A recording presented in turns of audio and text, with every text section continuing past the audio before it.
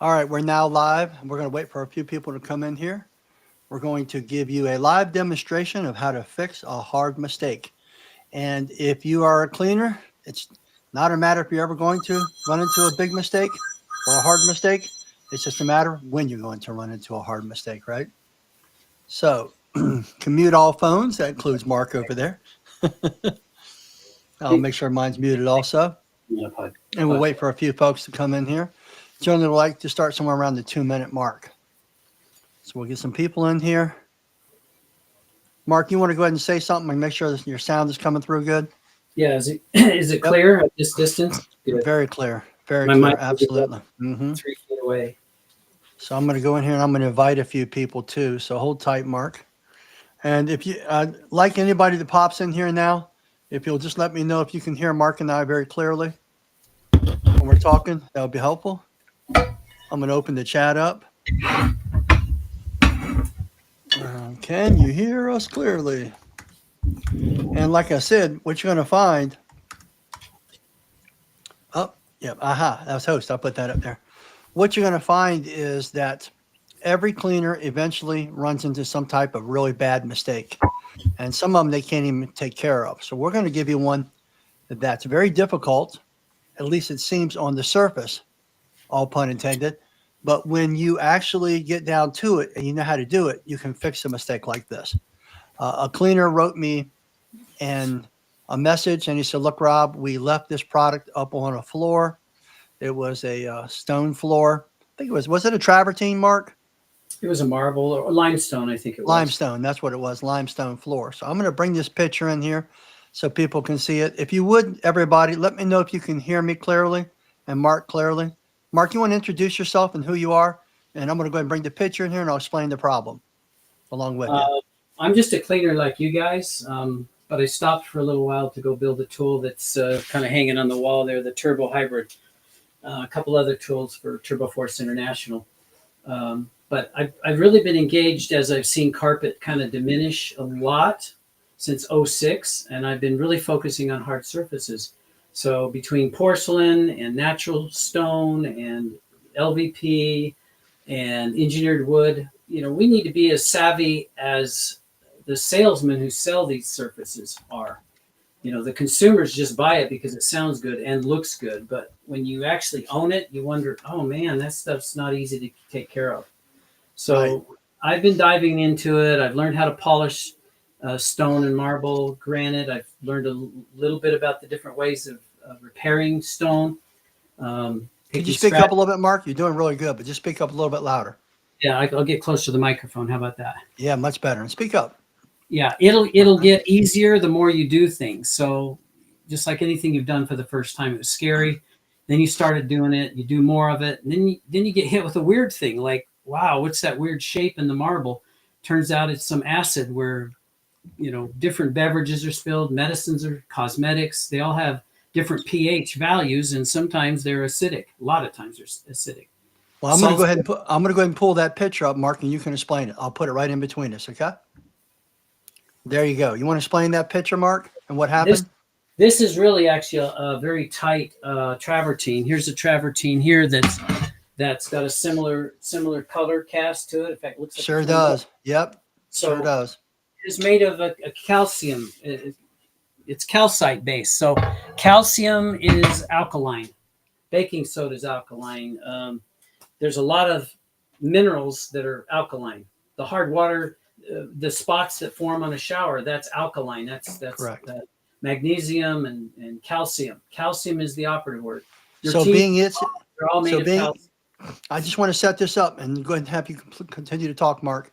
Somebody had messaged me, sent me this picture. He said, Rob, one of my employees took a bottle of Zep acid cleaner, set it on this stone floor. There you go, just like what Mark's showing right there. And when he did, the customer calls back up, sends him this picture and said, look, hey, you damaged my floor. And he's freaking out. So I said, this is fixable, but it's a little bit of work involved and it's just a little bit of knowledge. And if you have that knowledge, you can take care of a difficult mistake. And Mark's going to walk you through it. So go ahead and explain what happened there, Mark, and why it etched the floor. Okay, so it could be a mistake you made, your tech made, or the customer made. They don't know that you Mm-hmm. can't put certain chemicals. Who reads labels, right? Mm-hmm. Who finds out what pH the chemical is? So it's going to happen. You're going to put a Coke down, a Pepsi, a Dr. Pepper. What is the ingredient in those cola drinks that cause acid etch? It's acid. It's phosphoric acid. Phosphoric. There are about Mm-hmm. there are about 5 to 6 different kinds of organic and inorganic acids in the world. Salsa, vinaigrettes, all these things, and they get set there innocently, leaving a little water ring, and then when they wipe it, that's what they have is an etch in that you see in the picture. Looks like a round container and a square container. That's kind of weird. I don't know what that means. It is. I know. But and then there's some kind of slop, little wings that come off of that. That's Yes. just the acid. It had more dwell time under the bottle, less dwell time Mm-hmm. around it, and then someone wiped it. You can even see to the hard left where that line is, that grout line. It's another faint one, a square. Yes. You see it? Yep. So they Sure just do. kept moving stuff around and not realizing they're just etching their own floor by movement. So Oh, what and acid, Mark, let me say this. This is why it's so important to use floor protection. Whenever I'm around real stone or hardwood floors, I take my floor protection and lay it down. And then when I have leftover product or equipment, I set it on the floor protection. And I teach my employees to do the same thing. So that's really important. It's better to prevent a problem than fix a problem, correct? let me give you a good example of that. So I am fixing a marble floor that I won't mention names, a large franchise had done some pet urine treat. What is most pet urine treats pH?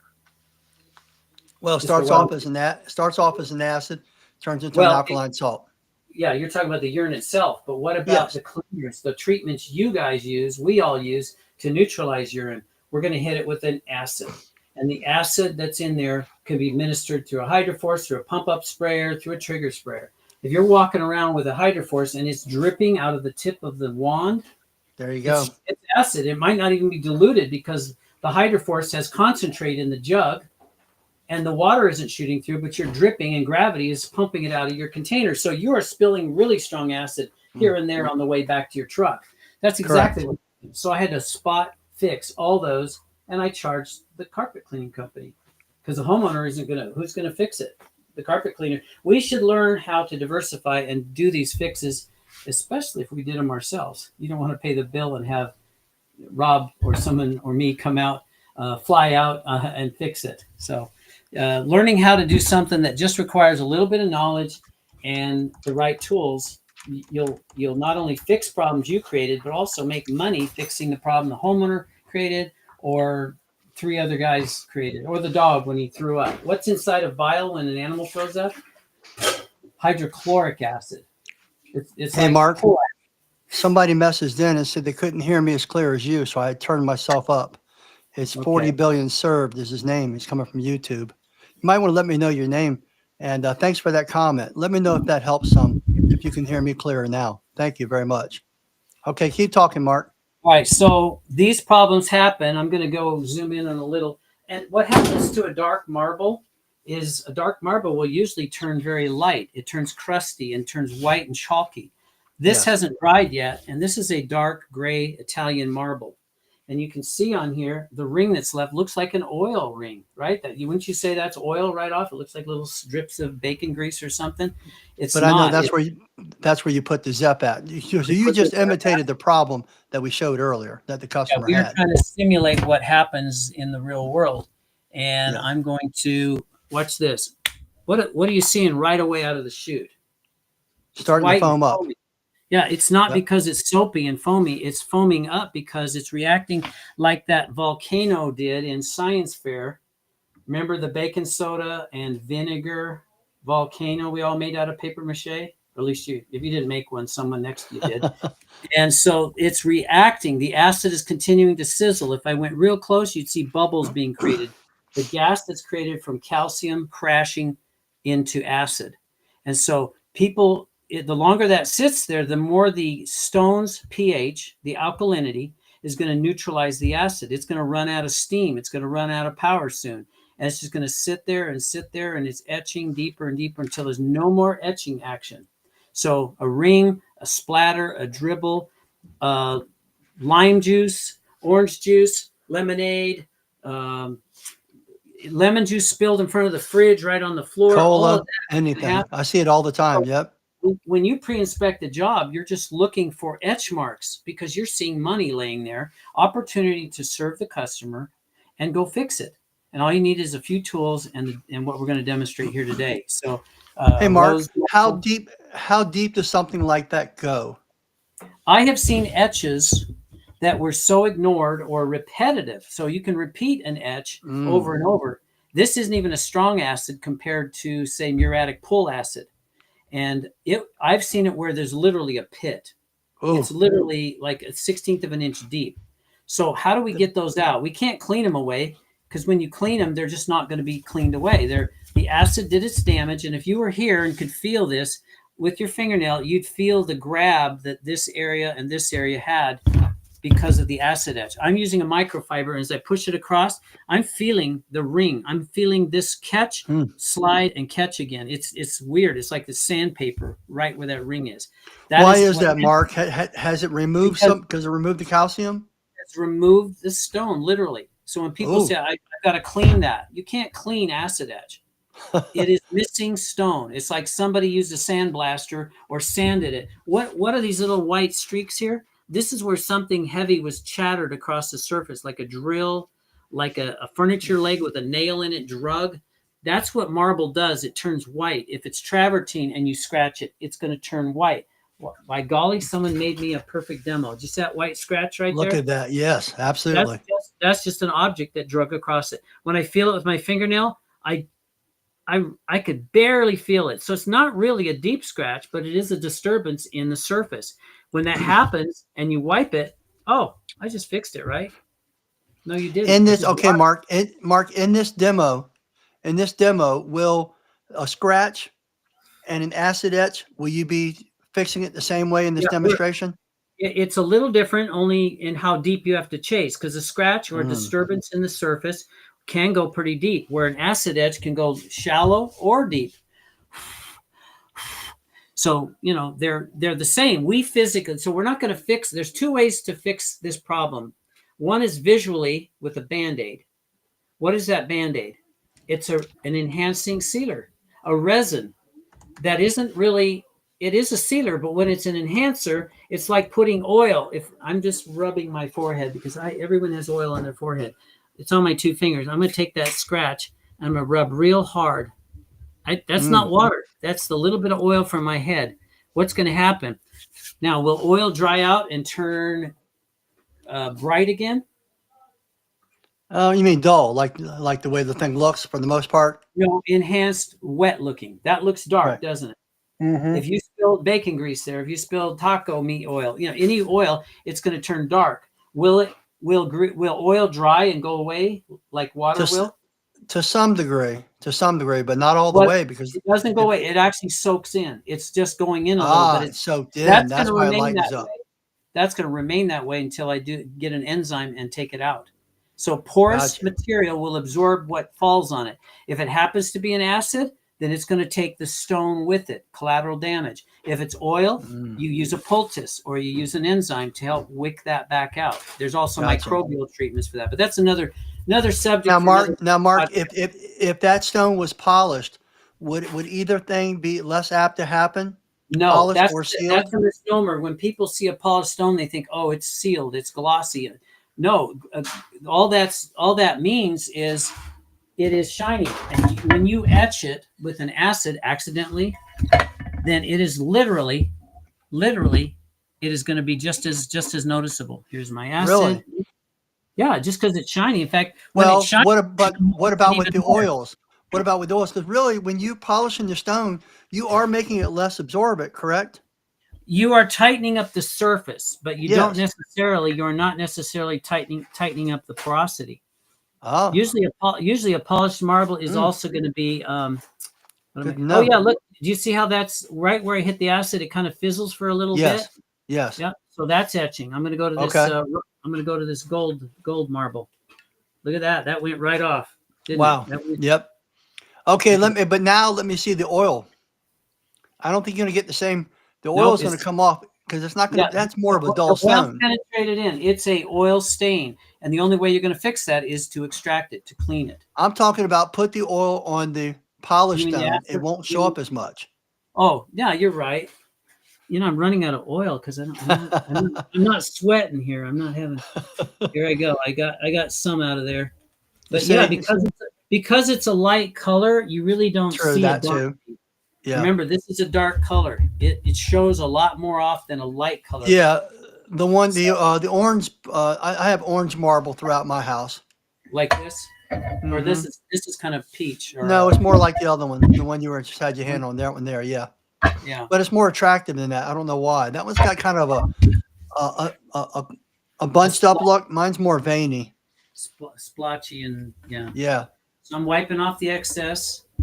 Okay, now Mark, do you have to do any type of prep work before you come in with Yeah. you're going to polish this out? It's always a good idea to clean first, because what if you think it's an etch and all it is milk? Mm. Think about it. How many things have we chased that we didn't understand and we thought it was something? Like True. the prismatic refraction from a lead crystal chandelier, and you've got three Right. colors on the white carpet, and you went to go get your dye removal kit out of the truck. You come back, and by golly, it moved from here to here. Yeah. Because the sun moved and the angle of the refraction changed. So Exactly. we got to figure it out. So IDing the problem in the first place. So when you see this tile and this tile, so what are these? Are both marble, right, guys? Yeah. It's not a real clear picture, but yeah, that looks like a marble there also. There's so many different varieties of marble. There's black and green Is that Carrara forest. marble? Yep, Carrera, and that's Carrera there. thought. And then rainforest is crazy. It looks like roots of trees, and it has hard and soft sectors in it. So which parts of a stone will etch more than another? It's self-answered. The softer stone that's more porous will absorb more acid and will then etch deeper than the hard stone. So that's not necessarily a challenge to us, but it's education you need to have. So when you are honing and polishing and bringing the shine back up, you want to know what you're starting with, so you know what you're going to end with. Obviously, the surrounding area is what you're trying to target to make it look the same as the surrounding area. Now, this was a trick question. You guys say this is a marble, right? Well, I don't know how many said. Are there some bright bulbs that say, no, that's not a marble? If they said it's not a marble, they're right. Yep. Imitate. Yep. A faux marble. Okay. It's a fake marble. But I you call don't it walk in faux and get marble. squeamish and say, oh, I got to be careful with my chemicals, because you don't. That's right. Porcelain. It's dang durable. Can it get scratched? Yes, it can. And there is a way to polish scratched porcelain, by the way, gentlemen. Well, we don't want to go. We don't want to go there tonight. But we're not going to go there. But just know there's a way to repair most things. This surface, we're going to lift it, and we're going to see some interesting things with it by getting a reflection. So it's through reflection you're going to see what you have. Oh, there we go. I don't know if I can.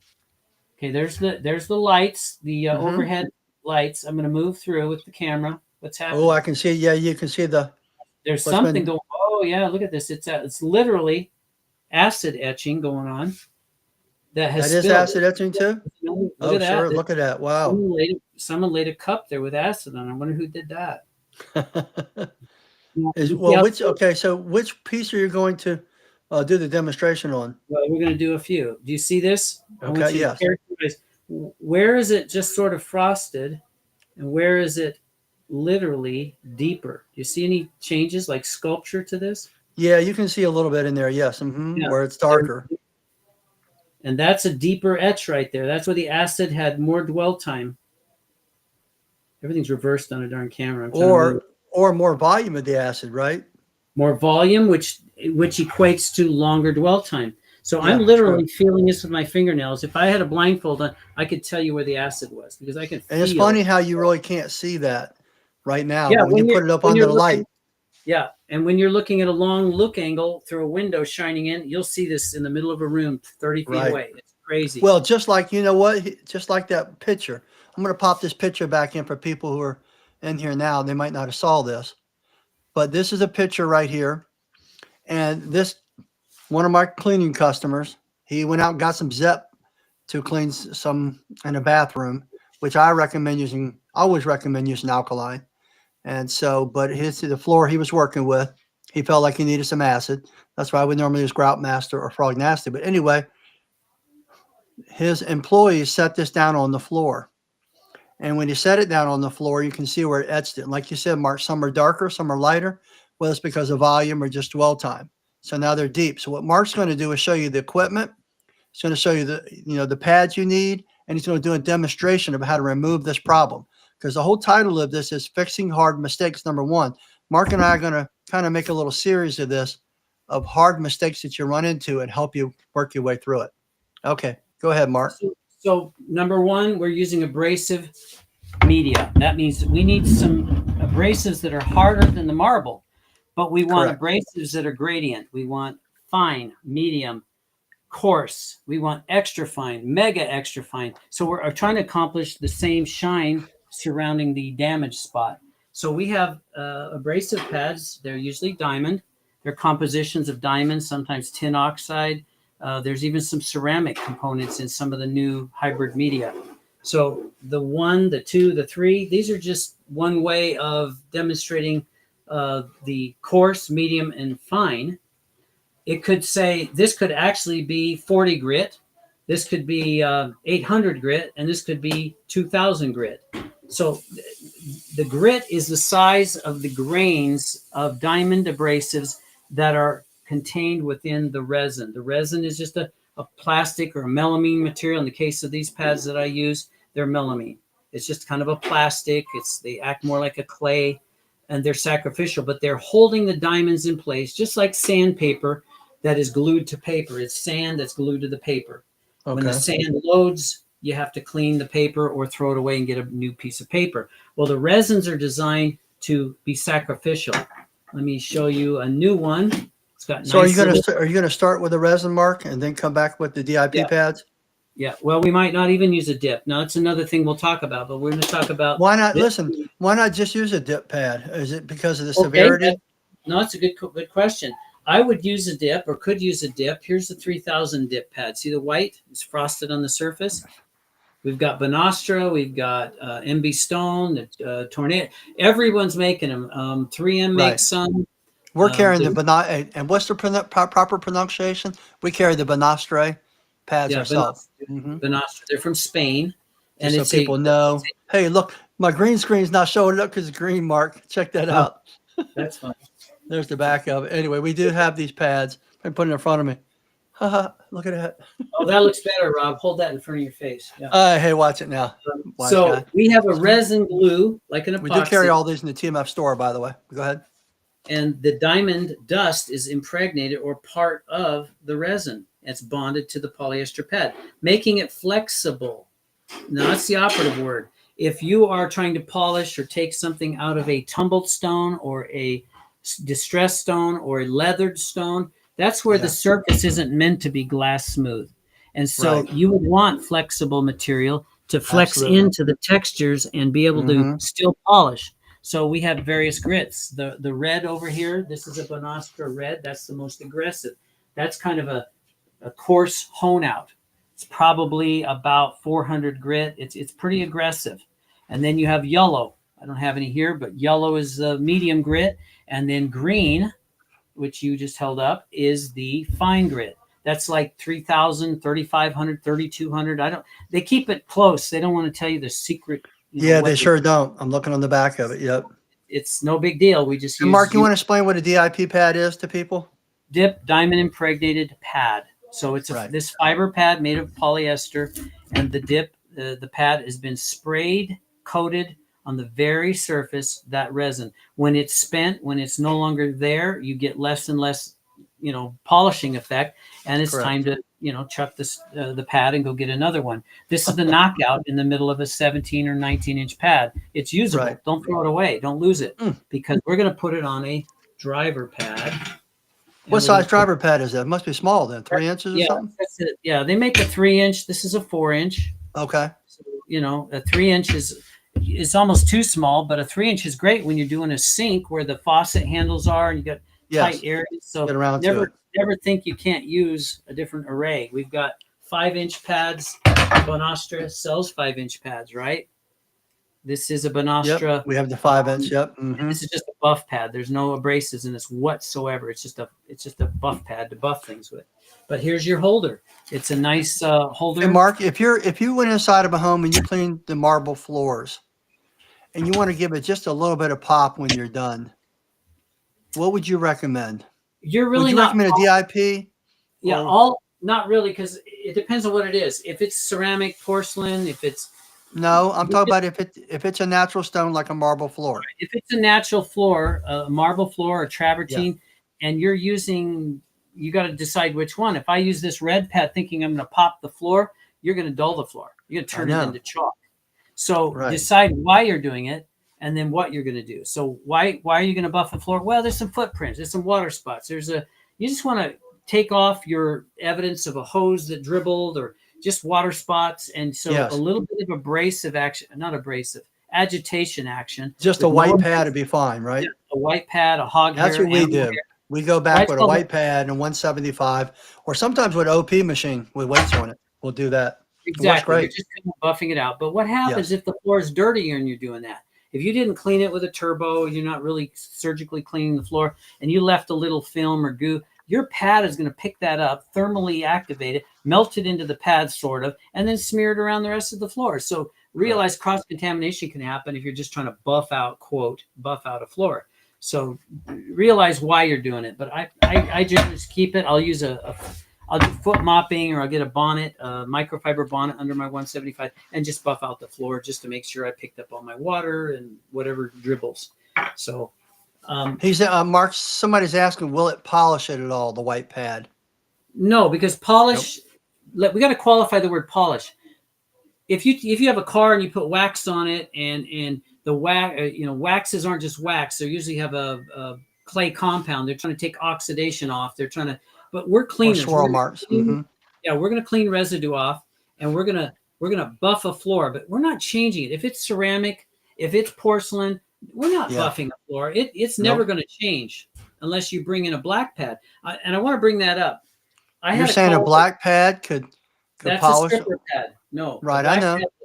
A black pad can destroy a granite countertop. I had a guy frantically calling, saying he thought he could kind of dress up. Why would you use that on a granite countertop? And he had a hand polisher like this. Oh my and he buffed gosh! the surface and scratched it to woozy. I mean, it was terrible, and he panicked because he just ruined the granite. Of course, he should panic. To polish the whole granite countertop again because he just kept going, thinking it'll get better. He was scratching it. So all right. So what? When would you use the black pad? Never. VCT. It was designed for the VCT world. Vinyl that's been stained, and you need to sand down the vinyl. Black pads are for stripping wax off VCT. If you have wax on porcelain, don't use it. Just use chemicals to strip it, and then turbo it off. Use a brush with no. You know what a Zim grit or Nyla grit is, you guys? Yes. Mm-hmm. It's got silicon carbide grit in the bristles, the nylon bristles, and it is designed to be abrasive. Don't use it if you don't know what you're doing and why you're doing it. It's for concrete. Hey, Mark, I got a question here. Somebody asked, Nick C asked, will the pads attach to an Orbot stair tool? I've used them on an oscillating pad. It's the dual head machine, but I don't know if you can get that same cut into it. Depends on the depth, correct? You there, Mark? Oh, you're asking me? Yes, yeah. When you say cut, you mean on stairs you have marble and you're trying to polish? No, somebody's saying, listen, will the pads attach to an Orbot stair tool? Use the Orbot stair tool to go onto countertops and floors. Yes. It could. Remember, these pads like Velcro. See how that's stuck? Mm-hmm. This pad is Norton abrasives. And I put it on that pad, and well, golly, it's stuck because it's Velcro. I have no idea what the Orbot uses as a fastening mechanism. Yeah, you have to make your own. That's what Matt has done. One of my employees. They make your own. You get some, somebody should make those. You get some male Velcro. Get on that, Rob. Male Velcro discs that peel and stick, and now you can do it because it's oscillating. Now there's some things to say about oscillating. Oscillating will do some things. It'll polish stone, but it also, because they're tiny circles, will tend to erode softer sectors in a stone. What do I mean by that? So will a halo structure? Will it halo, Mark? No, it'll just erode. You'll get softer areas disappearing and the harder areas staying there, so it'll look orange peely. We call this leathering. there are leathering brushes that actually are bristles that have abrasives in it, and they're plastic, and they just spin, and they'll take out the soft stone, leaving the harder stone, and it gets a leather. It's a cool effect, but if it's not what the customer wanted, you don't want to be doing it. So oscillators kind of do, I prefer a spinning machine, Like a 175, 175, yeah. because they're moving really fast in a big circle. And if they're a fiber pad, remember they're flexible, they'll go into a softer stone and erode it. So we're going to stay mostly with resin bonds, because resin bonds are what? They're flat. They are mega flat. They're so flat that if you look at this, do you see a little reflection come off that? Yeah, sure can. That is my number 3. That means a very high shine. That will simulate about a 3,000 grit finish. Okay, Mark. Mark, we've digressed a little bit. The main point here is, and this is how you and I work together, so people might not understand that. This is all great info, and you've really gone through it nicely, but you've got a lot of pads there, a lot of tools. I want you to simplify it and show people the easiest way to address this hard problem where the guy got the acid on the floor, his employee did, and it left the mark. So show us what tool, and what steps, and go through it.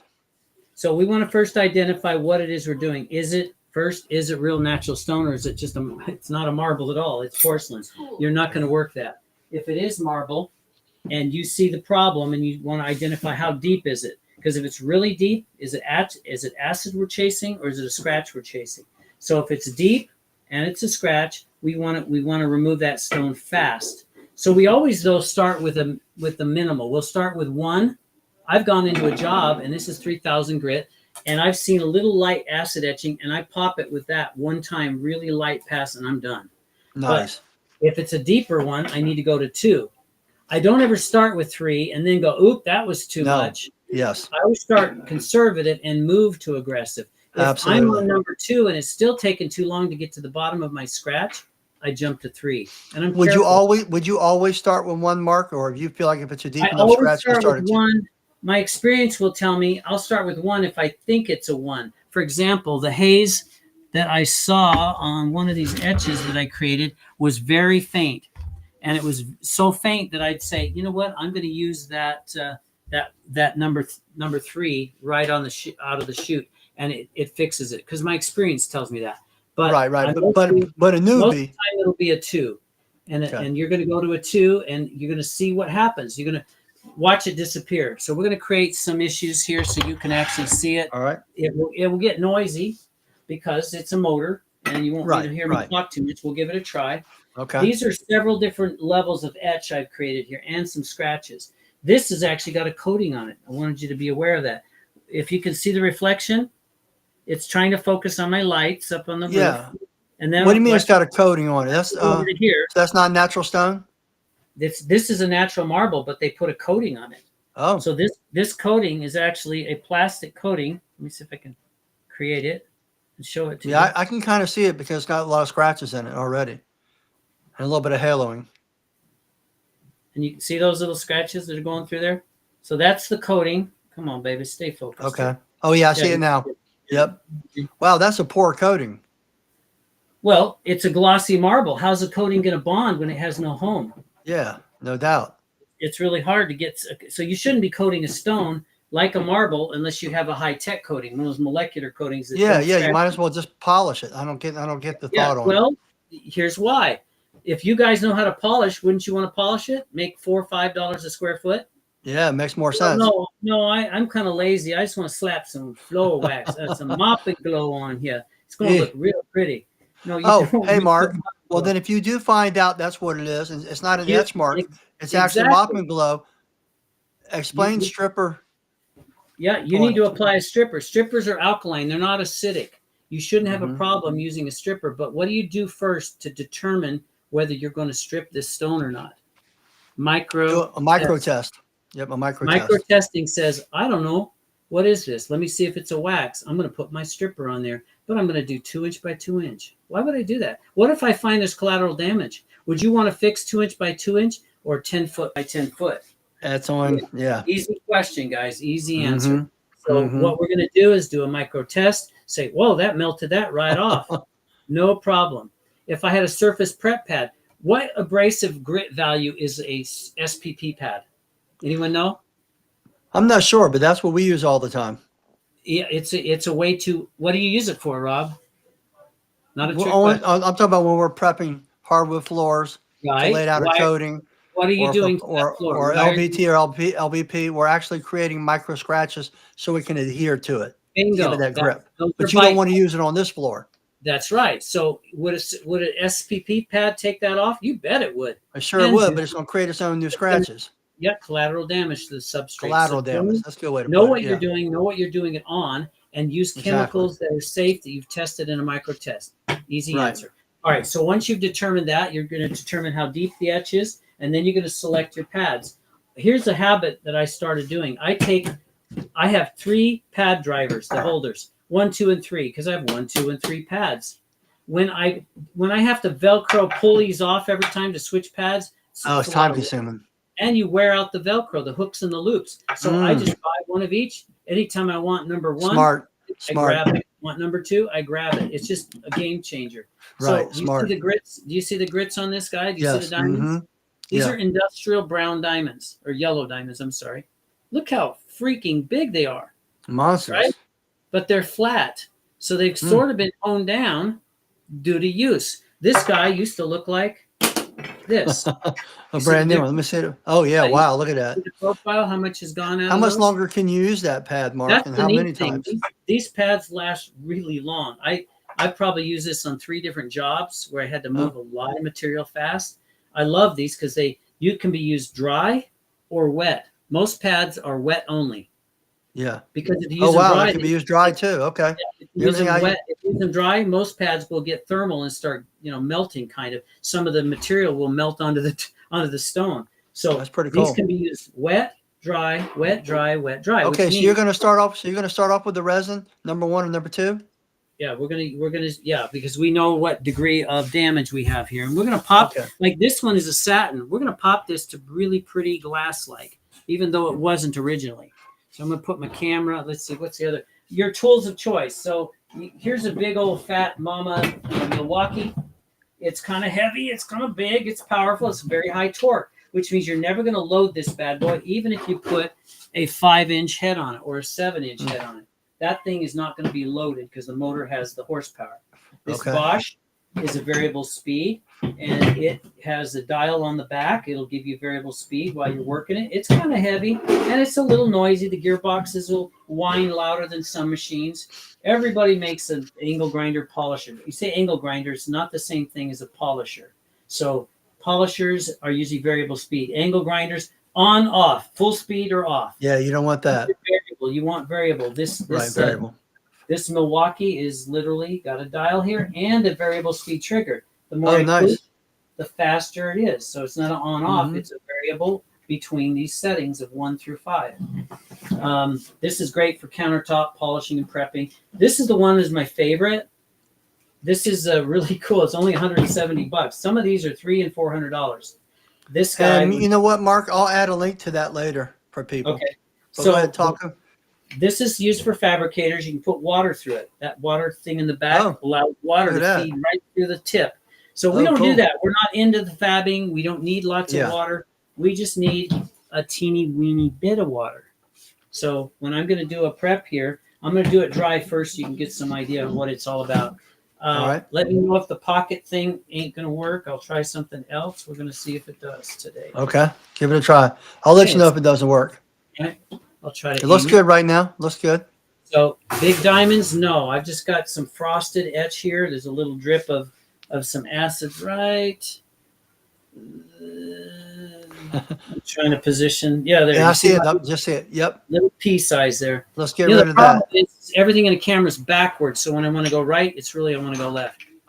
That's true. I'm going to start with number 2 here. Okay. And I'm going to do it dry and you get the idea. Dry is a hassle because you get dust floating around. I get it. You can have a vacuum. You can they have hoods for these, but when you have a hood, you can't see what you're doing. I know. That's right. Yep. Tail switch, variable speed. We're going to start with we don't need high speed. We need low. I'm going to 1. Tail switch.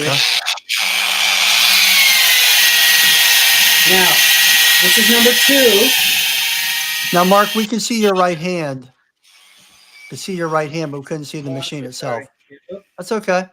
Just kind of angle your body a little bit yeah, better. You'll here be we fine. go. So Try it I'm going to again. do this again.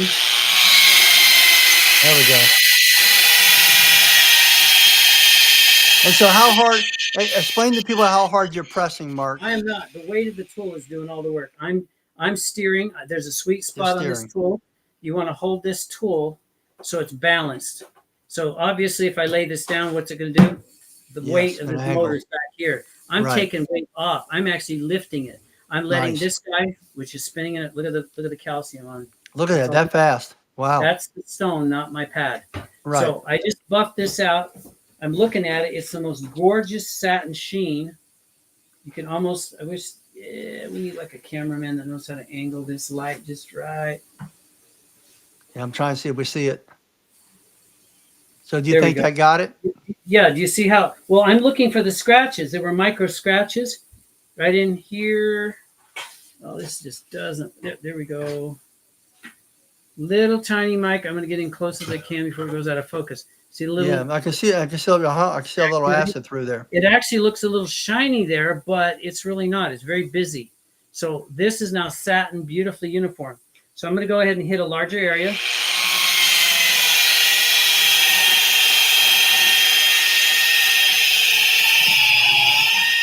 You're going to make overlapping passes. Now you can hear the motor kind of load. If I push even harder, watch. Why didn't I kill the machine? Why didn't I stop it? Most machines will stop. This has what's called a no-load circuit in it, which means you bear down, it puts more voltage into the armature so that it won't stop. And it won't overheat for that reason too. Slick. Anyway, there's my finish. I have a little bit of swirl mark, but it's very, very satiny right here. But you're going to be able to take that out when you go back to number 1 now. Exactly. No, number 3. Remember what number 1 is? Oh, I'm sorry. I'm sorry. You're right. My fault. Dude, I get mixed up all the time when I know. I have to almost look at them. But Matt, I've got a couple guys who work for me who do all my stones. So I'm not always with it all the time. So there's no lock on this machine. Sometimes they have what's called armature locks right here to lock it while you're taking the bit off. This, all I do is give it a hit and it spins off. It's really, really nice. Nice. Reverse threaded, of course. Yeah. I don't have to grab a tool or anything. So I'm going to lay that down. I know I'll mark on the back here 1, 2, or 3. What I've done is I do permanent marks on here. 2 marks means a 2. 3 marks right on the edge so I could spot it from a distance. If you have this like aluminum backer, I can see my marks, but how do I write with black ink on this black? Well, I would use an engraver. I engrave things all the time. Yeah. So that's a way out. So we're going to go switch to a 2, or no, we already were a 2. We're going to switch to a 3. So I just put it on by spinning it on. Reverse threaded. Yep. Yeah, there's no wrenches needed. Turn it on and start.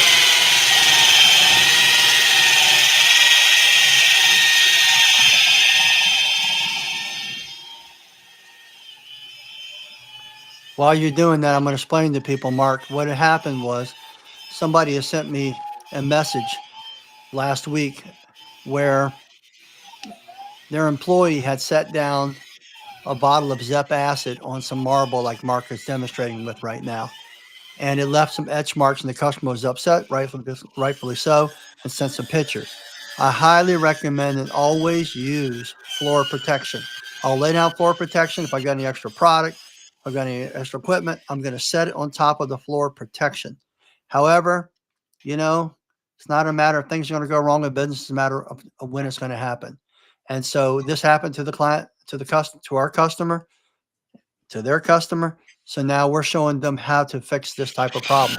This series Mark and I are going to put together are going to be addressing fixing hard mistakes, because all of us, there's 2 ways to learn. You can live and learn, or you can learn and live. Live and learn is a lot more painful. So this guy's living and learning. And so that's what we're doing right now. We're teaching you how to fix a hard mistake. Just want to bring that forward. How's it looking, Mark? You can see the margin. Let me use my camera by hand and see if this okay. You can see the margin between this high gloss. Yes. And you can see micro swirls. You see them? Yes. Those are from extending your machine a little over into the other shine. Remember, this is ultimate. This is the working area. This is what we're trying to trim out. We're trying to get this to pop. So this type of marble is very granular, meaning if you broke a piece of this off, it would be like grains of granite. They're very granular. Where travertine is a completely different kind of calcium. We are Yeah, look at that. with water flowing, a lot of holes, a lot of soft and hard spots. So they have different character. And this one too is going to have a whole different look to it. So when we take our number 3, we're building out and taking the high points and the low points, trying to level them out completely. And so when you use usually what happens is your final step, and we didn't introduce water. That's another thing that helps you with the lubrication, keeps the temperature down. Why are we concerned about temperature? Because when you're doing it dry and you have a stone and you get too hot, you're going to spall the stone. It's going to expand the mineral crystals in there, and they're going to want to kind of pop.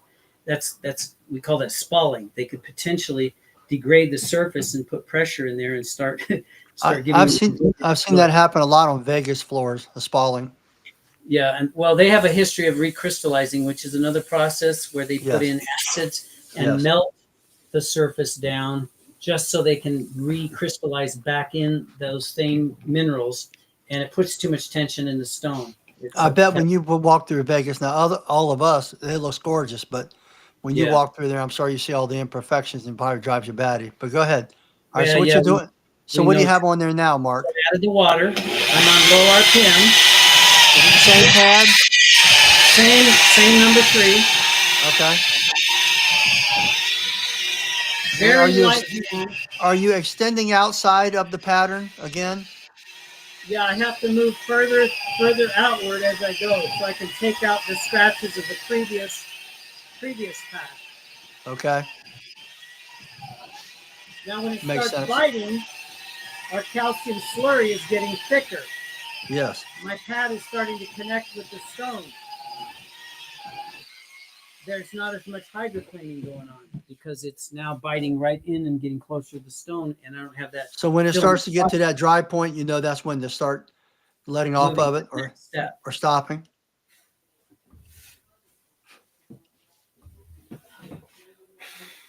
So to compare your dip pad, which is, I'm just going to give you an example. Is that what you're going to move to next, the DIP yeah, pads? He's going to show you what a dip pad. This is my 3000 here, this white one. For anybody just tuned in, a DIP pad's a diamond impregnated pad. Basically sprayed on. It's not a Bonastra, so there's several brands out there. Always a dip pad should use a tiny bit of moisture. You don't use a dip dry. Why? Because the resins and then will get thermal. They have no lubrication. Water's a lubricant. And you don't want these getting hot because then you just melt your resin. I thought I heard a brand said they came out and said they don't have to use moisture, but I can't see how that can happen. I've used them dry before. It's just, if your floor is not perfect and not, remember our floor, our stone we're walking into, we don't know what it is. Let me give you a quick primer on this. What do you see on this pad around the edges? Do you see anything weird? Yeah, it's a different color. Yeah, what do you think that is? It's because of pressure? No, that is a higher RPM around the edges, but it's the edges that got smacked first with what it was encountering in the surface of the stone. So it wasn't a level floor, or was it the makeup of the stone? Because it's evenly wearing. It's just it's got some goo. Oh, it is even wearing. It's hard to tell in the picture there. This is sealer. This is resin. What does the penetrating sealer do? Where does it go? You've already cleaned the floor. Well, that ain't going to clean most resins off. Most silicates, silicones, or yeah. How deep? How deep does a how deep? That's the question. We don't know. The stone's porosity determines how deep. If it's a tighter, less porous stone, it's on the surface. If it's a travertine, I guarantee you, it's deeper. So siloxanes can be water-based. It can be solvent-based. It doesn't matter. The siloxane resin is still going to go right inside. Hey, what about a shell stone? Well, shell stone's got more air in it than anything. It's amazing. I love shell stone, Mark. Ever since I came across it. Swimming pool, very rustic. You'd never want shell stone in a. Well, when you say shell stone, some people call these travertines that are shell stone. They call it shell stone because there's fossil seashells inside. Yeah, but I'm talking about a shell stone you use like around a pool and stuff like that. But I don't want to digress here. very holy. And if you had that in the kitchen, what's going to go in those holes? Just a wild guess, you guys. Everything, dirt, water, Food, everything. oil, sugar, But soda. outside by a pool, it dries Oh, it's fast, never perfect. gets hot, and And you it never is slippery. actually It's amazing. the coolest material you could put around the swimming pool because it Sure does. is. People don't know that. They call Yep. it air conditioned stone. Very I expensive. love that stuff. Yes. Can you switch to a DIP pad, Mark? We can't see it. Oh, sorry. Is that a DIP pad, or you back still with a resin? So this is a dip pad. It is, okay. We Very can't see it little real water. clear. And what number DIP pad is that? Say again. What number is that? Probably 3,000 grit. Okay.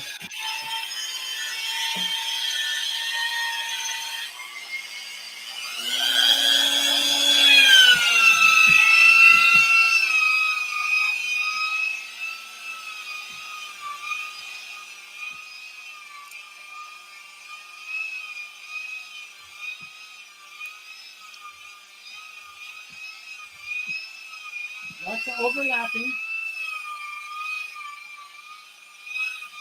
I'm not putting my whole body weight in this. It's just my fingers.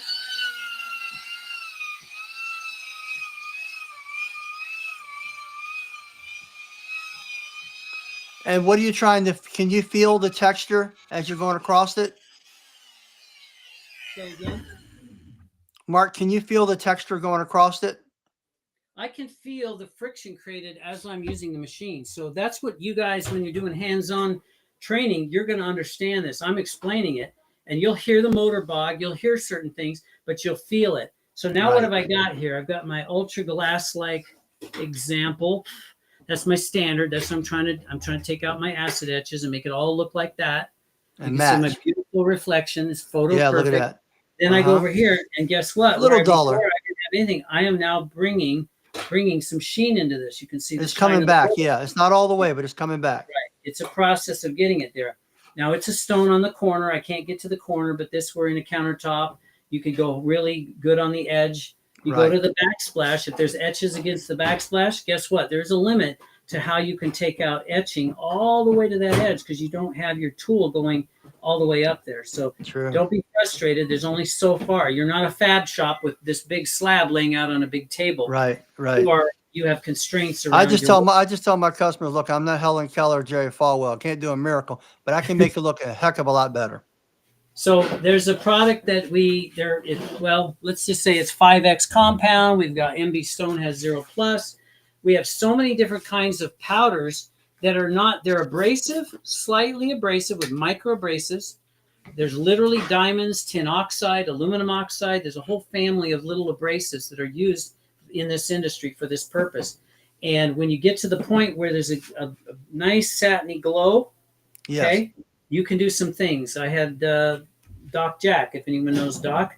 You're not gonna stay with the DIP pads, or is this quicker this way? They have a limit to what they can do. In fact, sometimes I'll stay with a dip and a compound. That's a hybrid combination of things to do. That's what I'm going to kind of demonstrate. I'm going to show you what a dip and a compound does. Now, I'm supposed to be really smart and use a safety scoop, but I'm going to use these things called fingers. We're just going to be really bold. Well, that's just out of the, I see it now. Okay.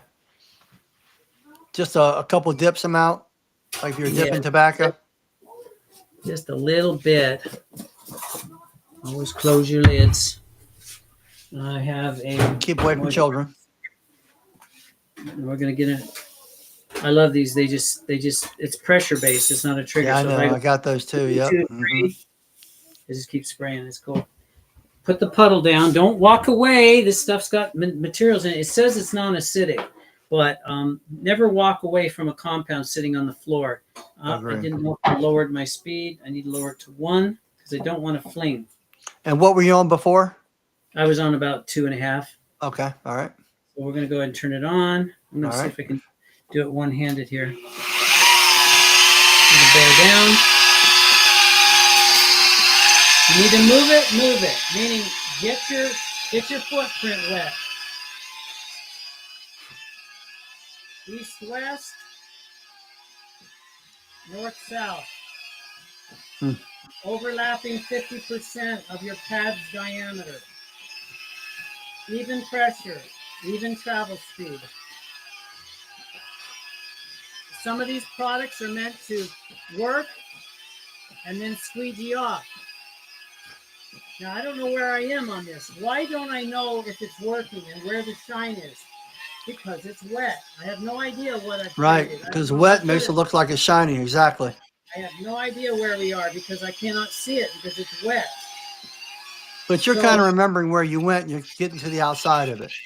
So what you can do, and what I've done for years, is I just use a squeegee, and I'll get my water down. It's a good idea.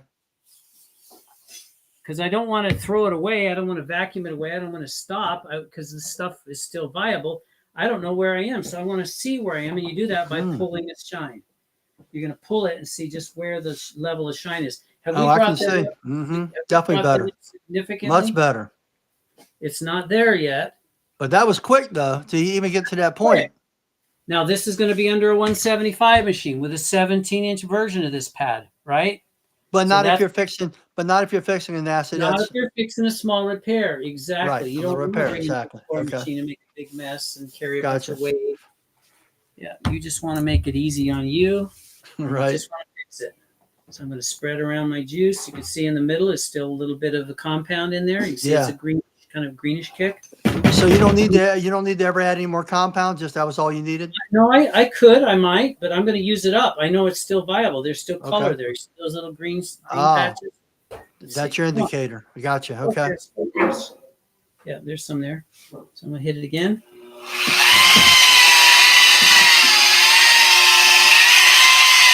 This is where it's good to have a cameraman, right? Yeah. You're not doing bad though, Mark. But yeah, you're right. Maybe you should bring somebody in there next time we do something, and have you Yeah, and I'm right-handed. This left-hand thing is a little new for me. pay your son to film you. I can see it good though. It's coming out good.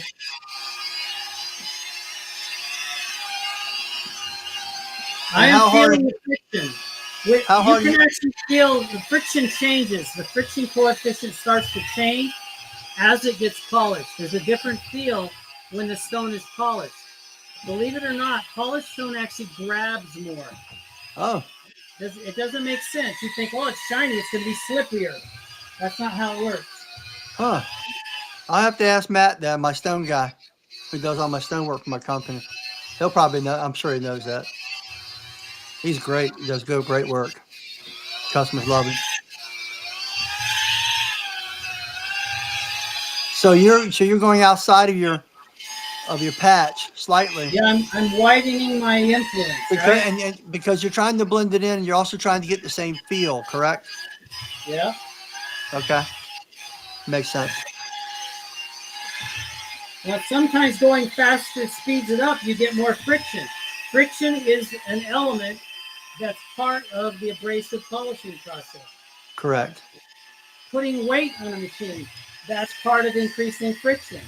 That's why some of these machines you put weights on. Can you put weights on an ore bot? Yes. Yep. For the same reason we're talking. You're creating friction, connection.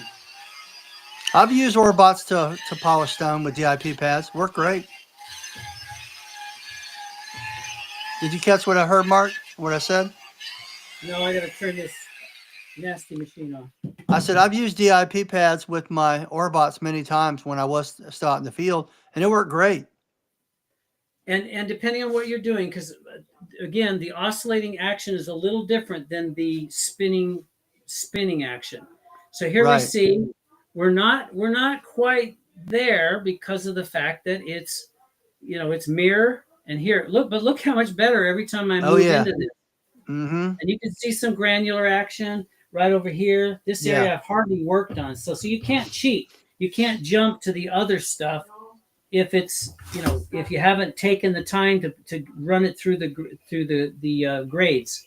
You got to run it through the drill before you think. You can't just take the final step and move in here and polish this. It doesn't work that way. You got to go through the motions, just like starting with woodworking furniture. You're going to go with coarse, medium, fine, extra fine, all the way up to double aught, triple aught steel wool. Right. You can make wood look like glass when you know what you're doing with the braces. So Gotcha. this step is one that Doc Jack taught me. Kind of weird. I mean, I never really thought. I did a travertine in up north, and it was a beautiful home with Noche travertine, and we polished that thing. And I went halfway through the job, and I said, "Wait a minute, I'm going to try that thing Doc taught me." And so basically, it's a little pinch of this stuff, which is scary because you know what this is? No, I'm trying to read it. Oh, oxalic acid. Yeah. Ha. Yeah. Yeah, Yeah. Most people would be scared of that. this will etch it in a New York second. If I put water on that right now and wet it and walk away, there'll be a nice dull hole there. Well, In Mark, fact, you just dried it off. How do you know it's dry enough? ah, you and your trick questions. Yeah, it was dry. It Okay. needs a wet puddle of moisture to activate. Here's what I don't have. I didn't prepare for this. I need some ammonia. I am going to go in my garage real quick. Hey, talk about belly button lint for a minute. I'm going to be right back. Funny guy. Funny guy. I'm just going to let you guys know that we're going to be having a little series, Mark and I, on and off. And you're welcome to come in here and ask questions or mention some problems you ran into or some type of stonework or any type of hard surface question you might have. Mark and I can answer them, especially more so Mark. I've got a great stone guy, but he works all day long. So, and Mark's been around a lot more. And even sometimes my stone guy will call Mark. So that tells you something right there. And Mark's very versed when it comes to color sealing, polishing stone, cleaning stone. Of course, we all basically know how to do that. And then fixing these problems. So we want to do at least a short series, maybe 5 or 10 of different problems you run into in stone and how you can fix them yourself. Also, we are working on a training facility where Mark's going to come in and we're all going to give you guys a hands-on demonstrations and let you guys feel for yourself how to do these type of things. Okay, we'll have all the equipment there, we'll have all the chemistry there, we'll have all the tools there, and you can have a hands-on feel to it. So we've been working on a couple things behind the scenes, but I don't want to say too much. And we're shooting for probably early summer. And so you guys can come in here if you want to come into this class. We'll walk you through every different type of scenario, whether it's a countertop, whether it's a floor. We'll also do LVT, we'll do LVP, we'll do some hardwoods. Every type of hard surface you might run into, we're going to go across for you. And when it comes to stones, it'll be marble, it'll be travertine, it'll be limestone, anything we get our hands on. And then we'll have, of course, some granite floors, but mostly granite countertops. Probably even do some showers too. Show you how to do showers. We do showers with our cleaning company. Tell you what, showers are very profitable, very profitable. So if you got any questions, feel free to come in here and ask them. And we're not going to be in here much longer. And this is a long video, but you can refer back to it if this problem ever happens. And this video will be on YouTube. We will turn it into a video. If you haven't subscribed to our YouTube channel, please do so.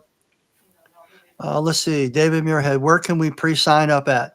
We are taking pre-sign-ups, but we're not taking those till we said, I don't know if it's February 15th or March 1st. We have a lot of people who want to do it. So we're planning on doing a few classes, in succession, because that's a good question, David. And I will tell you what, stone is not only part of the future, but it's also an extremely good, diverse service that nets high dollars for you. And it also attracts high-end clients. So people will spend good money for somebody who knows how to take care of their stone. It's not that hard. If I can do it, you can do it. And you've always got a resource. You can refer back to me or Mark, and we'll walk you through any type of scenario. Just like this guy here. He sent me the picture where his employee, which he should have been using floor protection, he went inside. I think he was working in a bathroom. The bathroom had some ceramic around it, so he used some acid on the ceramic. They took the bottle of Zep, which they shouldn't have been using Zep in the first place. Should have been using our product. And they set it down on the stone. When they set it down on the stone, which was a slightly polished travertine, you couldn't see it, but it etched it. And then the customer the next day sent him a picture, the right angle. You could see the etching. And that's why you can see with Mark here, when he was taking and showing the lighting, you could see where the etched spots were. And customers look at things a lot closer than you do, especially after you do work inside their home, because now they're hyper aware. I call it hyper aware syndrome. So customers notice things a whole lot more. So that's it will be a pre-sign up that's coming along. So keep that in mind. And it's going to be a fantastic course. Fantastic course. Mark and I have been working on this for about 6 months. So I think everybody's going to be very pleased. You'll be an expert by the time you get done.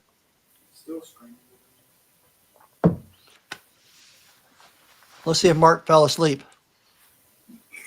We're going to find out here. Hey, Mark, do you go to sleep in there? Looking for ammonia. All right. Well, you can't look but so long. You might have to just tell people what to do. Just let you know. Because we're already at the hour mark, and I usually like to stop at the hour mark. I'd also like to say if you're not... If I see him, I'll let him know.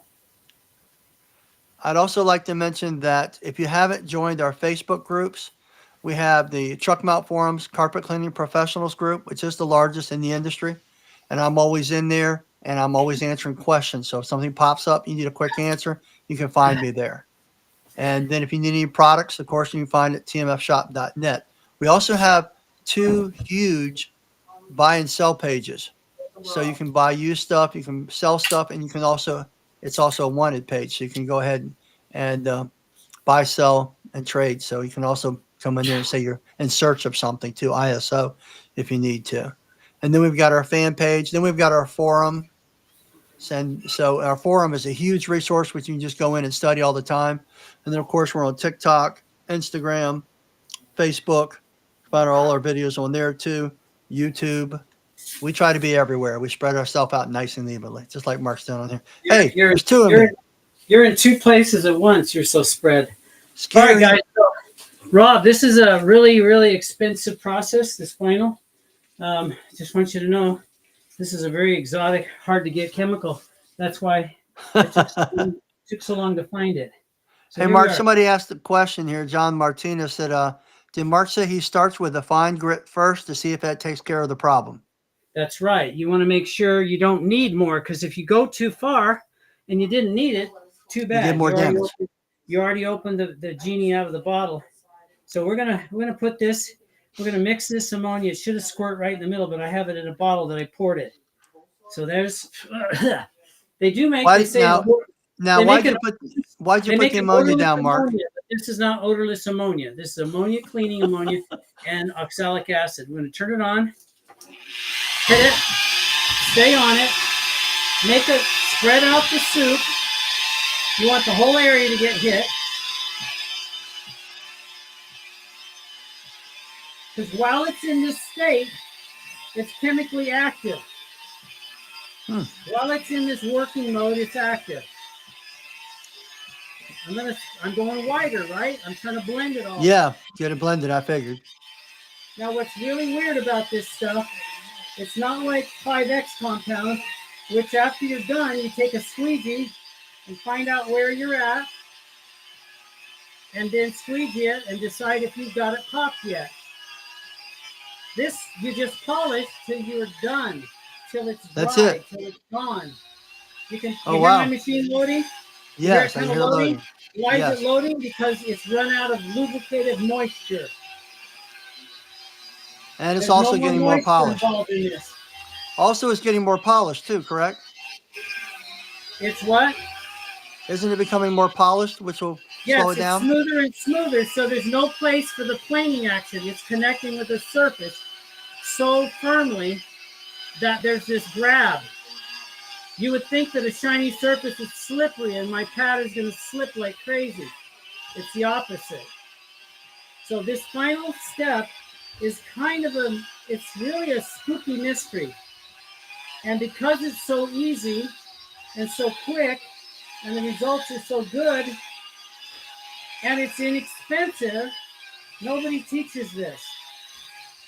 Nobody's demonstrating it except us today. And you definitely want to use the non-odor ammonia, correct? The what? The non-ammonia. No, it's called non-odorless ammonia. Yeah, odorless. I'm sorry, Yeah. odorless. If you were Because doing I'm a sure you're large choking job, in there a little you're bit. right. Yeah, you would kind of fume yourself out.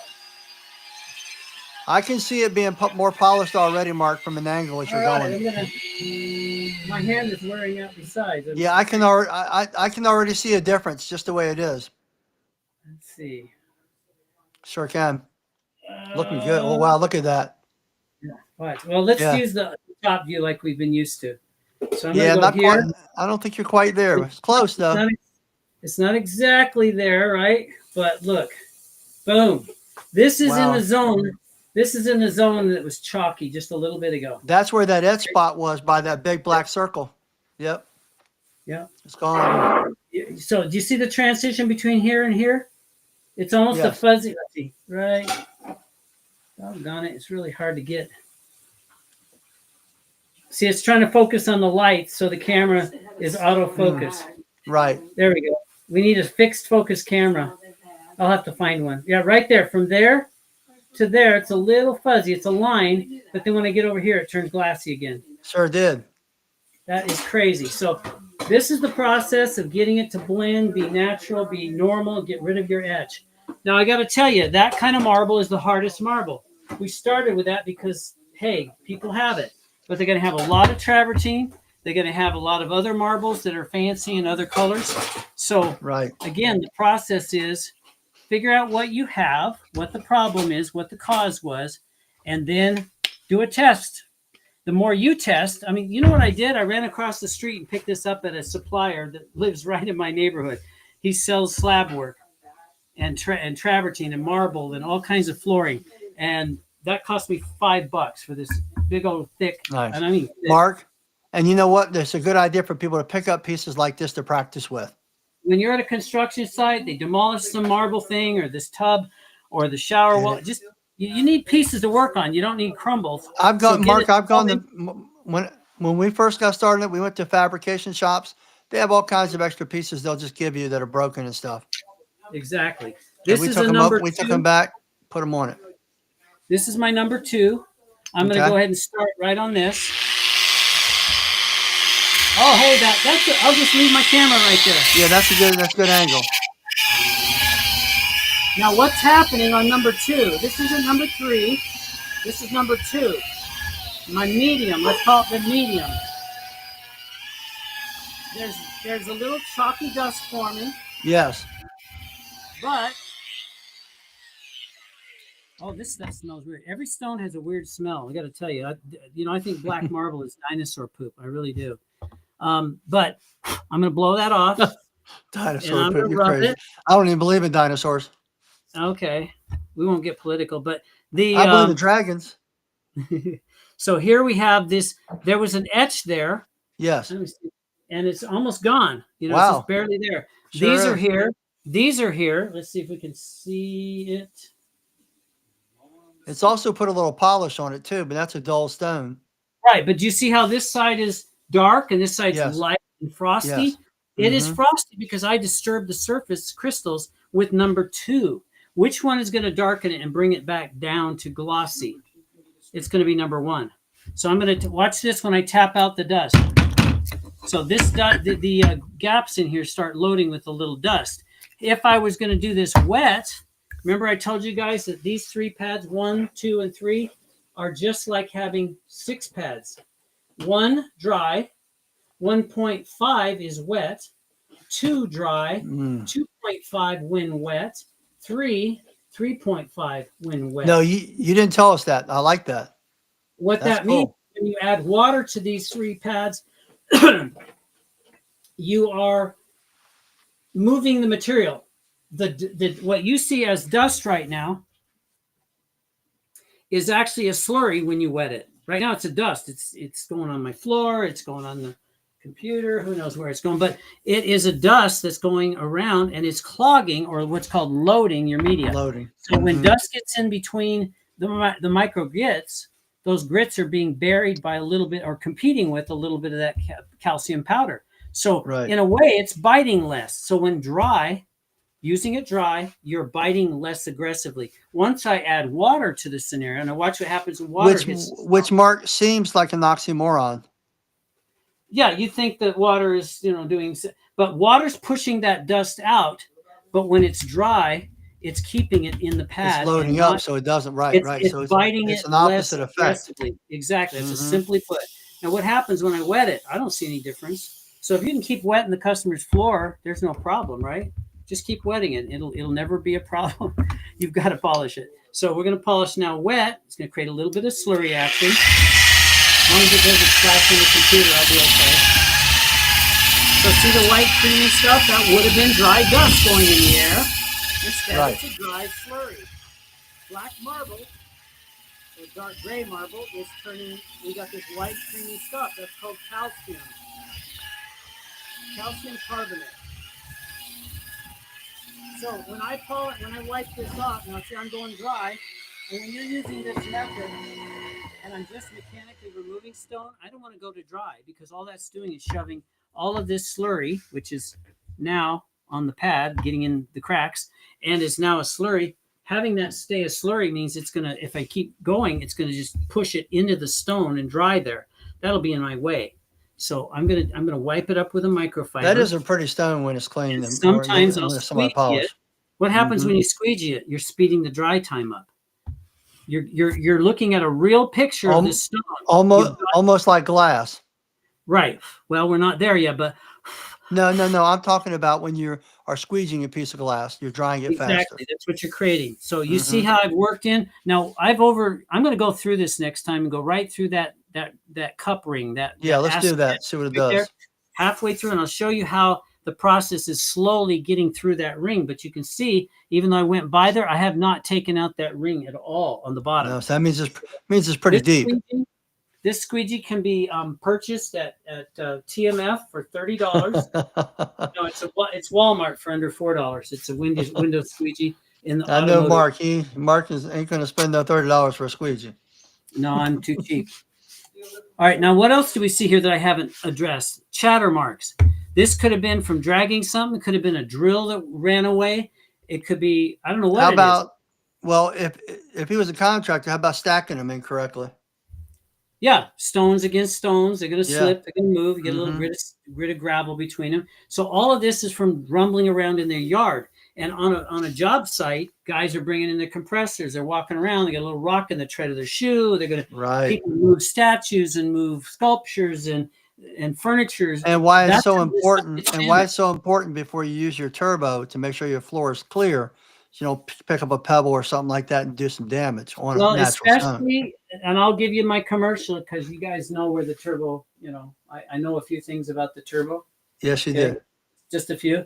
So the boot ring that's hard boot can catch a grit of glass, sand, or metal into that boot, and it becomes a scribe, and it will scratch wherever you go. When I traveled the country for almost 2 years from RV visiting cleaners, everybody has the boot.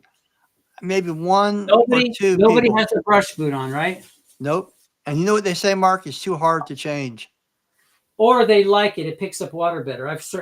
If you guys want to talk to me about the whole science, the whole theory behind what boot you should use, we'll do that another day. I will do it another day. Yeah, we're going to take all night if I go into that. Yeah. All right. So here we are. We got to wrap this up, Mark. Well, if they want to stay longer, they're going to pay more, right? Yeah, exactly.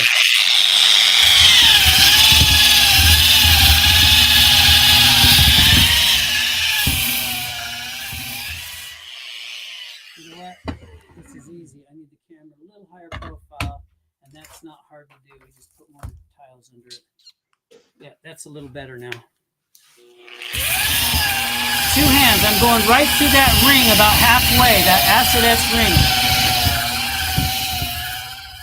This is wet number 2. Wet number 2. Which is wet number 2. Okay. You're not very clear, but mine's clear, so I can let them know it's wet number 2. You can hear the machine loading. Oh, yes. Man. I swear that smells nasty, like dinosaur poop or BO or something. Dragon poop. Dragon poop, whatever. Okay. So I'm going to wipe it. Oh, Lord. No, it does. It's, travertine smells different. Rainforest. Oh, it's a beautiful stone. It has a really interesting smell. I can imagine. Stone is dead things and organic stuff. That's actually a pretty stone, Mark. Yeah, it has some character. It's pretty interesting when you put it an enhancer on here. Look at that, just slightly pebbled. It's just Yeah, could you imagine? That would look very sharp. interesting. Nice countertop here. Mm-hmm. Watch me blow on it. I didn't even squeegee it. I just used my microfiber. Do you see the gray splatter on here? Yes, That gray yeah. splatter is Mhm. the stone's calcium. See how quickly that blew dry? Look at that. Wow. You got some hot breath. Wow, it cut through that etch real nice. Yeah, do you see how it's gone? Yeah. Now over here, why is the chatter there? They're If I were deeper. blindfolded, and I'm not, but I can feel They're those deeper. chatters. Yeah. They are deeper because that was a drill that went out of control. You can see the da da da da da. It's a Yeah. repetitive motion. So what would I do? Would I just keep working it, guys, with this number 2? No, you have to switch to The get to deeper. first person to answer that correctly gets what, Rob? Um, The TMF Mark, hat. people are asking, can they already pre-sign up for our stone class?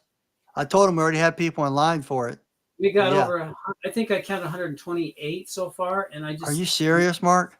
We apologize, guys. We've been talking about it, but it's Wow. really hard to find the venue.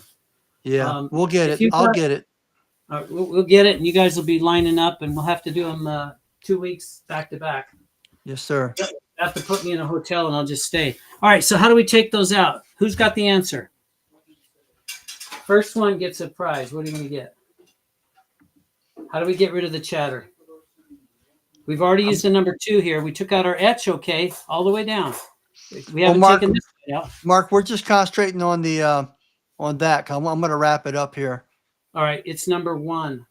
Yeah, that's We're going John to go chase. Martinez. John Martinez said, "Go rougher."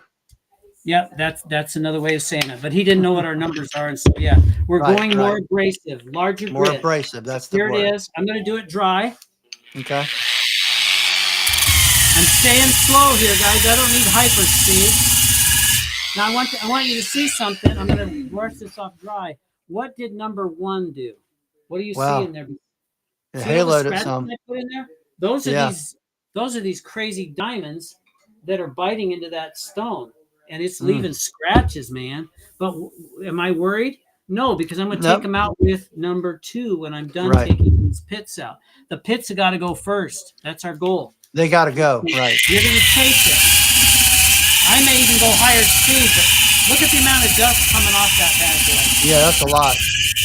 I want you to see my office furniture now.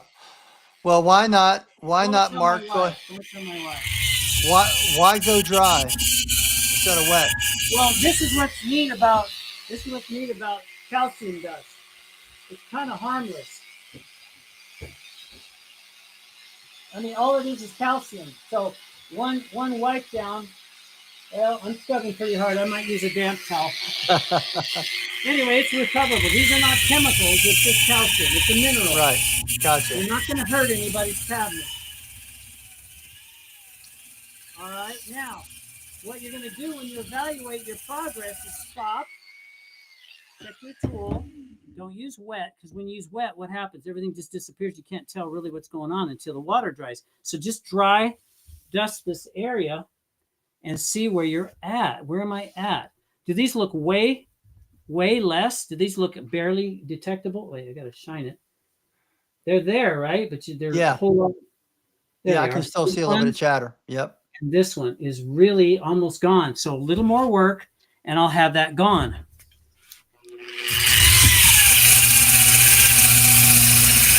I'm pushing pretty darn hard because remember, this is a no-load machine. Now, if Yeah, I I'm gonna buy one of those from my tech, and I'm gonna put a link up for everybody to buy those, Mark. yeah, I that's wish I pretty could get nifty. these wholesale. I could make a fortune on you guys. I've already sold like 4 of these to guys, and I haven't made a dime because I didn't sell it. I just told them where to get them. Right. They'll be at your door in 3 days, by the way. Amazon, baby. Mark, don't give everything away. I know. I'll put the link up for people to buy it. I need $80,000, Rob. Is that okay? All Well, right. the price will be the same, but at least you'll get a little credit for it. That's how I look at it. Now, why do I want to look at this and observe and do an evaluation dry? Because well, you want to be able to see it, and you don't want to go any deeper than you have to. Exactly. But when it's dry, you still see it. if I were to wet that, I know you. It'll you can disappear. see I can barely see them. They're just barely there. There's no more chatter. It's just one tiny Oh yeah, look at couple of that. tiny- Yep, it looks those good. deep It looks real pops are good. hardly there. It, This is it what it almost looks like.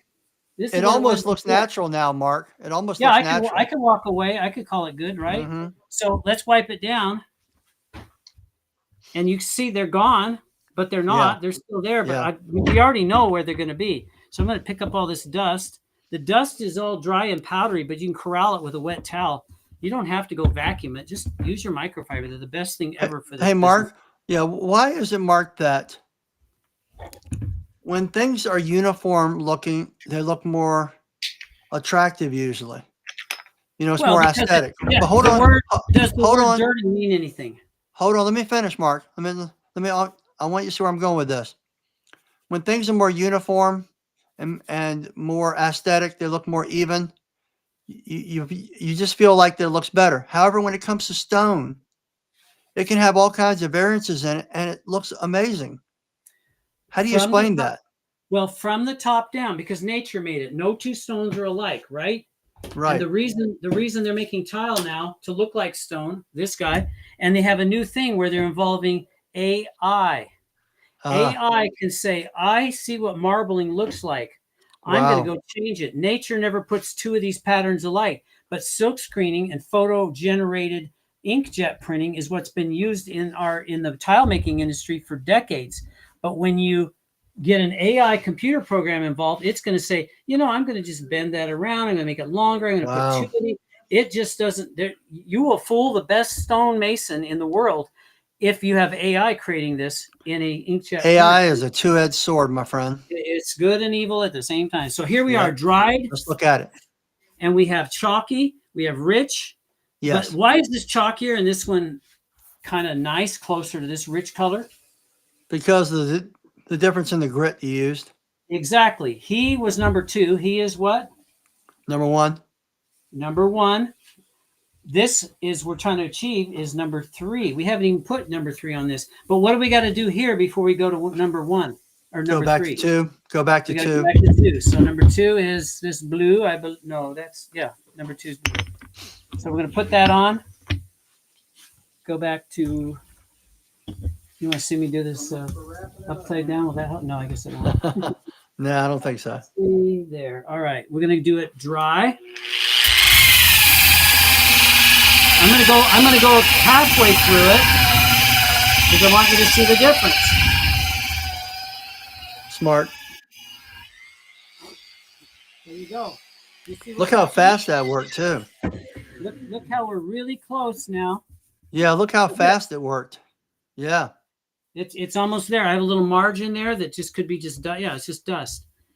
So see Nice. how we're getting a glow. This Yes. isn't a glow. I have not introduced water in this yet. I just dry buffed it just now.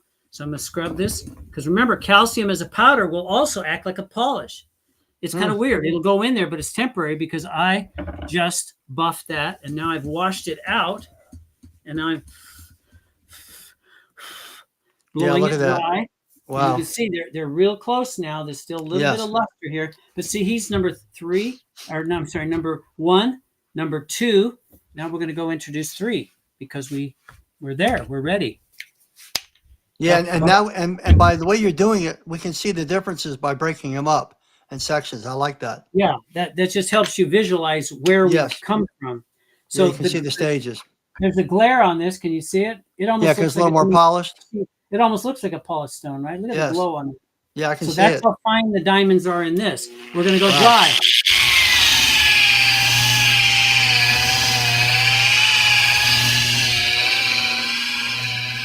And I'm not going to do the whole left. I'm going to just do this. I'm going to pick up the speed.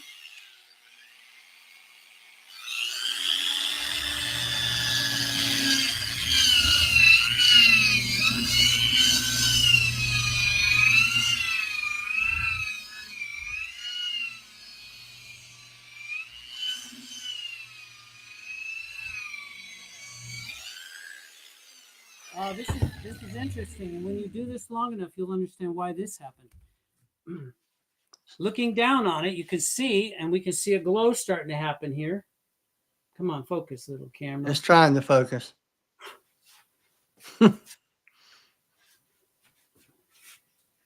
There, see how this side here barely has a glow, almost none. In fact, you can see the line where I stopped. See, here to here, here Yeah. to here. Oh yeah. Mm-hmm. But right over here, we get a glow. But look what's going on over here. I don't know if you can see it. Let me.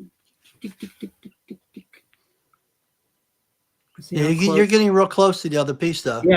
Look here. What do we see though? Do you see some little bumpy, spalling? pebbly things? Like spalling, but they're high points. You see around each high dot, Yes. it's dull. Yes.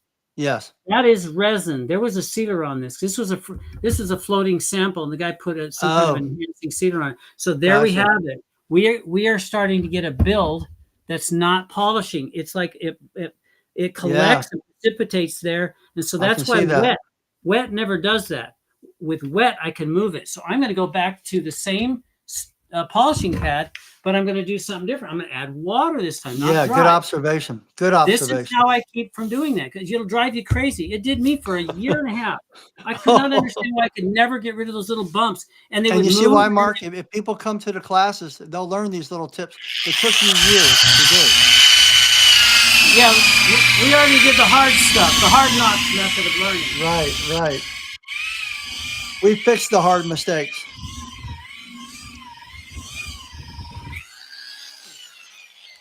Again, don't let it start going to dry, because then you can see the stone gets thermal and it doesn't move much. So here I'm bumping that off, and now we're going to go dry. To do it dry, we can go ahead and dry it physically, but then blow on it. Doesn't take long. When you do this on a floor machine in big areas, you're doing big whole areas, like 40, 30 square feet at a time. Look at that. It just went. Ugh. I was got my first yawn, Mark. It's getting late over here. Yeah, I know. I'm long in the tooth, as they say. Have we That's lost okay. anybody? Are they still awake? Yeah, there's still more people in here, but I think we need to wrap it up, Mark. We're now in 30. This is You'll go wet. this is number. No, we need number 3 now. Oh, that was number 3. Okay, good. Yeah, I thought it was.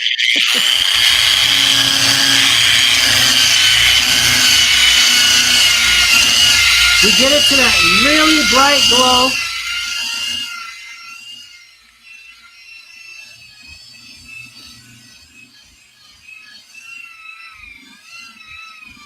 And then what's our last step? Now look at the difference between that dry action. Remember, this is number 2. This is number 1.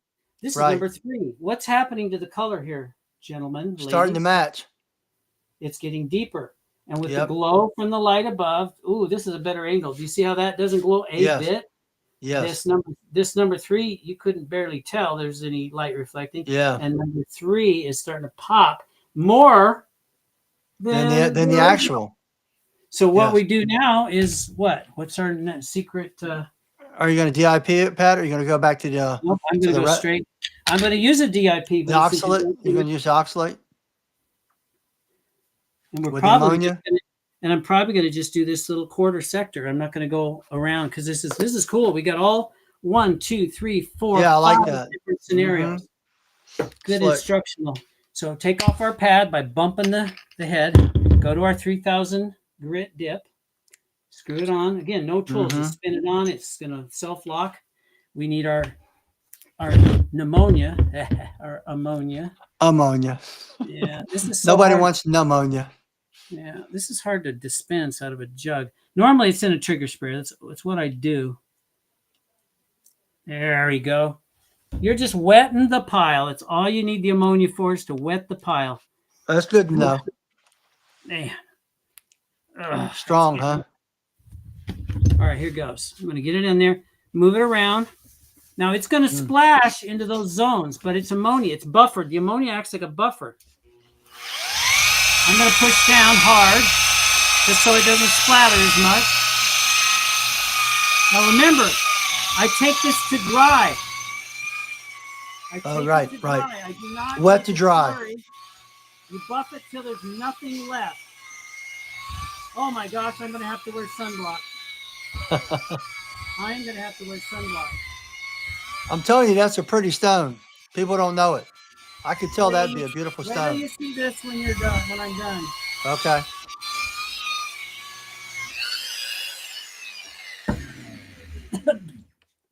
Okay. Trust me, you need to get that odorless ammonia.